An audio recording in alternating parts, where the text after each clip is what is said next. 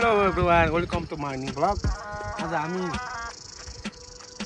रागोको पाडा गरे मासु रागोको मासु खानलाई एकदमै माथि डाँडातिर जान लाग्छौँ। हाम्रो घर चाहिँ उता पर्छ। लगभग आधा घण्टाको यात्रा पछाडि हामी गलङछौँ भन्ने ठाउँमा आइपुगेका छौँ। तपाईले हाम्रो गाउँको भ्यू हेर्न सक्नुहुन्छ।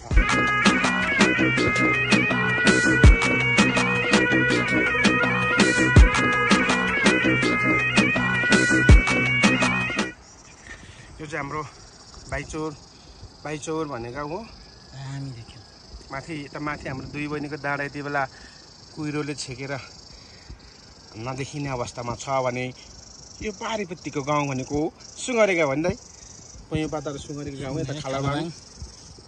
यो चाहिँ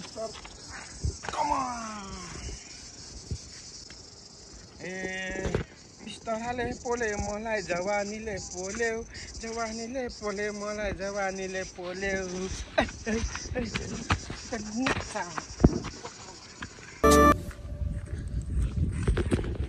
बरं फुस्किन्छ न कहिले फुस्किन्छ नै भन्दा के छ चरामामा खबर मासु लिन जानु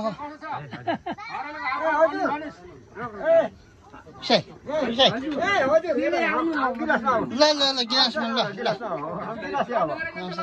कहिले आएको भाइ आहा मासु रगत छ हजुर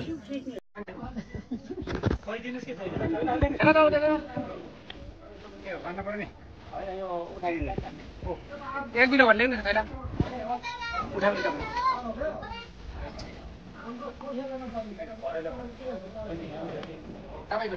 हाम्रो त पुरानै हो छोडी देऊ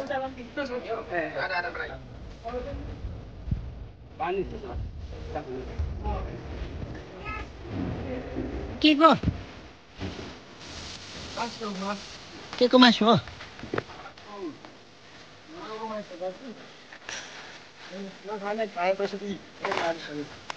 15 केजी